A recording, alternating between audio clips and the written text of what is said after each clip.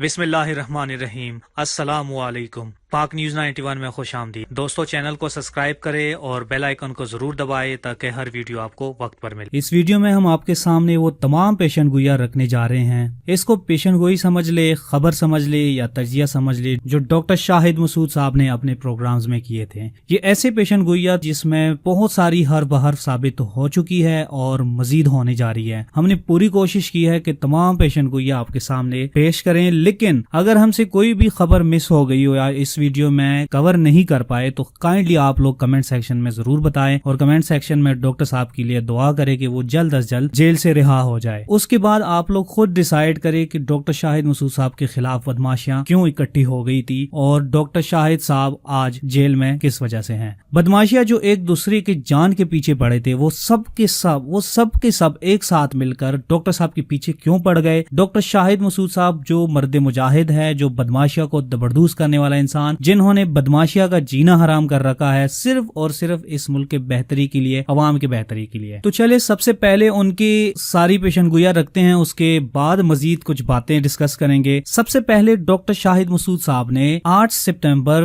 2015 میں پختونستان تحریک کے بارے میں پیشن گوئی کی تھی کہ پاکستان کے 2 سیاسی جماعتیں اس تحریک کو شروع کریں گے، اسفند یارولی اور بلوچستان سے ایک پارٹی پختونستان تحریک میں لوگوں کو بھڑکانے کا کام شروع کریں گے۔ پھر دوبارہ 4 اکتوبر 2016 کو ڈاکٹر صاحب نے گریٹر پختونستان کے بارے میں کہا تھا، جو ہم سب نے دیکھا کہ کس طرح پختونستان کا نعرہ اسفند یارولی اور ان کے پارٹی نے آواز اٹھائی۔ بلوچستان میں الگ صوبہ، پشتون تحفظ موومنٹ جو بن رہی تھی، محمود خان اچکزئی، ان سب کے بارے میں بتایا جو آج ہمارے سامنے ہے۔ اور ڈاکٹر صاحب نے کہا کہ کچھ بھی نہیں ہوگا، ان کی محنت ضائع ہو جائے گی، لیکن ہو سکتا ہے کہ پشتون تحفظ موومنٹ سامنے آ جائے اور آنے والے الیکشن میں بھی شاید 1-2 سیٹس پر پارلیمنٹ میں آ جائے۔ تو دوستو ہمارے سامنے آج وہ ہے کہ کس طرح انہوں نے پشتون تحفظ موومنٹ کے لوگ پارلیمنٹ میں ہیں، محسن داوڑ وغیرہ۔ اس کے بعد پاناما کا کیس جب شروع ہوا تو ڈاکٹر صاحب نے کہا کہ اس میں صرف نواز نہیں، اس میں حسن، حسین، مریم نواز، کیپٹن صفدر بھی انوالو ہوں گے اور ان سب کو سزا ہوگی۔ اور پھر کہا تھا کہ نواز شریف نااہل ہوں گے جمعے کے دن اور ان کی نااہلی 10 سال کی ہوگی۔ نواز شریف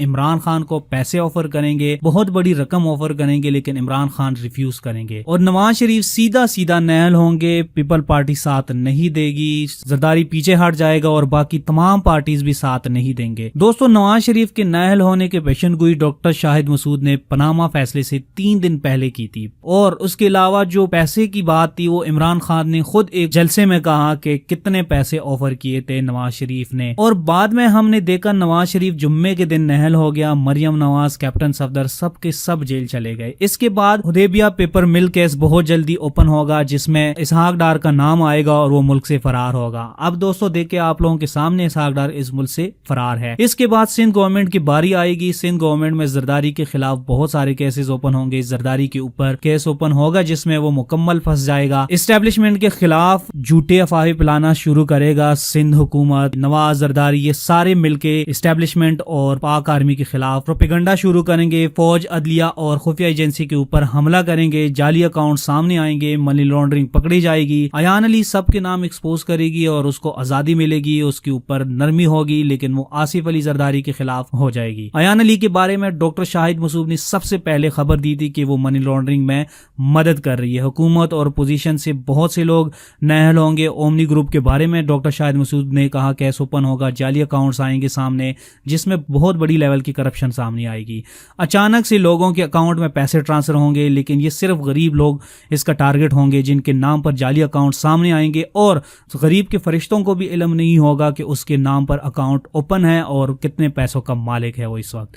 دوستو یہ سب ہم نے دیکھا، حرف بحرف سامنے آیا، یہ سب زرداری، منی لانڈرنگ اور جعلی اکاؤنٹس پر ہم نے آلریڈی ایک جامع ویڈیو بنائی ہے، آپ لوگوں کو ضرور دیکھنی چاہیے جس میں مکمل معلومات دیے گئے ہیں۔ انور مجید زرداری کا رائٹ ہینڈ، اس نے زرداری کے منی لانڈرنگ میں مدد کی ہے، وہ گرفتار ہوگا، زرداری کی ساری فائل سامنے آئیں گی۔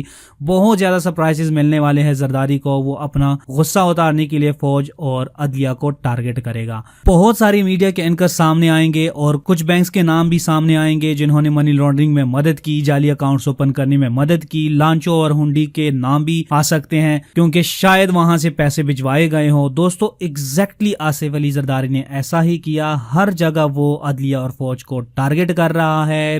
سمت بینک اور سندھ بینک بھی سامنے آئے ہیں، ہنڈی اور لانچوں کی مدد سے پیسے باہر بھجوائے گئے ہیں۔ یہ ساری کی ساری پیشن گوئیاں جو ڈاکٹر صاحب نے پہلے کی تھی وہ ساری کی ساری سچ ثابت ہو گئی۔ شہباز شریف گرفتار ہوگا، اس کے خلاف وعدہ معاف گواہ سامنے آئیں گے اور وہ شہباز شریف کے سب سے قریبی لوگوں میں سے ہوں گے۔ اس کے بعد لوہے کی چنوں والا سعد رفیق کی باری آئے گی، سعد رفیق کے خلاف وعدہ معاف گواہ سامنے آئیں گے، احتساب کا عمل ہوگا جو ہر پارٹی کی طرف جائے گا اور اپوزیشن میں سے بہت سارے لوگ نااہل ہوں گے اور جی آئی ٹی بنے گی، نیب تیزی سے کام کرے گا۔ نواز، زرداری، شہباز، سعد رفیق، اسحاق ڈار، مریم نواز، کیپٹن صفدر، یہ سب نیب اور عدالت کے ٹارگٹ پر ہوں گے۔ نواز اور حکومت کے درمیان ڈیل کرنے کی کوشش کرائی جائے گی لیکن نواز کا ساتھ کوئی نہیں دے گا، بہت قریبی لوگ پیچھے ہٹیں گے۔ سانحہ ماڈل ٹاؤن کیس اوپن ہوگا، اس میں اہم پیش رفت ہوگی، عابد باکسر سب کچھ اگل دے گا، پکڑا جائے گا، سارے نام سامنے آئیں گے، کس کے کہنے پر ٹارگٹ کلنگ کرتا تھا، رانا ثناء اللہ کا نام سامنے آئے گا، فواد حسن فواد، احد چیمہ اور سندھ کے فضل، ذوالفقار سلوانی، صادق میمن سمیت تمام بیوروکریٹ جیلوں میں جانے والے ہیں۔ دوستو یہ ساری پیشن گوئیاں جتنی بھی اوپر ابھی میں نے بیان کی، ڈاکٹر صاحب ایگزیکٹلی وہی اور ہے۔ کس طرح سعد رفیق اندر گیا ہے جیل، شہباز شریف جیل میں ہے، اسحاق ڈار ملک سے فرار ہے، کیپٹن صفدر یہ نیب تیزی سے کام کر رہا ہے، کون کون اس کے ٹارگٹ پہ ہے،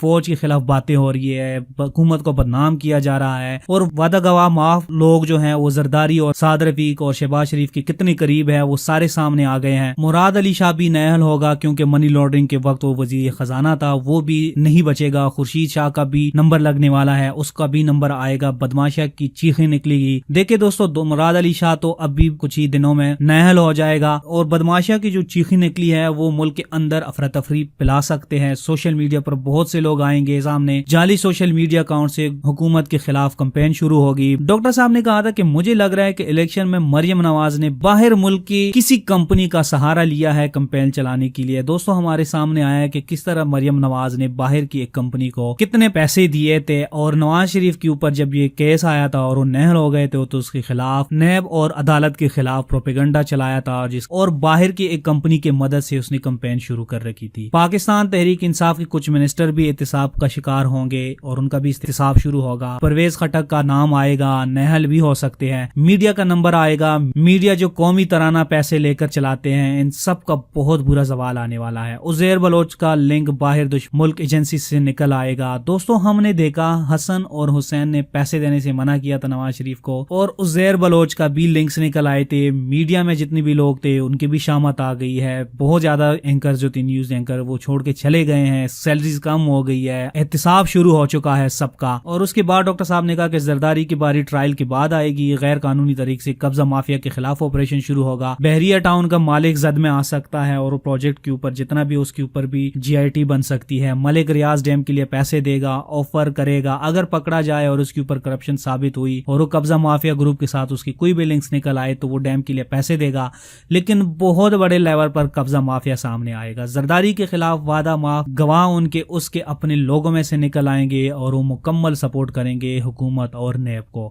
میڈیا کی باری آنے والی ہے، میڈیا میں بہت بڑا انقلاب آئے گا، صحافی عمران خان کے خلاف ہو جائیں گے، بہت سارے لوگ جاب لیس ہو سکتے ہیں، بہت سارے اینکر کے شو بند ہو سکتے ہیں، کیا وجوہات ہوں گے کیا نہیں یہ آنے والا وقت بتائے گا، لیکن انقلاب ضرور آئے گا۔ دوستو آج ہمیں نظر آ رہا ہے کہ کس طرح میڈیا چینلز کے شو بند ہے، سیلری کم ہونے کی وجہ سے لوگ چینل چھوڑ کے چلے گئے ہیں، حکومت کی طرف سے ایڈورٹائزمنٹ نہیں مل رہی، چینلز نے امپلائیز کی سیلری 50% سے بھی زیادہ کم کی ہے، جو ڈاکٹر صاحب کی بات بالکل صحیح ثابت ہو گئی ہے۔ عمران خان کی وجہ سے عرب ممالک پھر سے پاکستان کا ساتھ دیں گے، امریکہ پاکستان کے ساتھ تعلقات افغانستان سے نکلنے کے لیے اچھے کریں گے کیونکہ امریکہ کو پتا ہے پاکستان کے سوا یہ بالکل ممکن نہیں، ملک میں انتہائی خطرناک دہشت گردی ہو سکتی ہے جس میں یہاں کے بڑے لوگ انوالو ہوں گے، پاکستان کو بدنام کرنے کے لیے دہشت گردی لہر ایک بار پھر اڑ سکتی ہے۔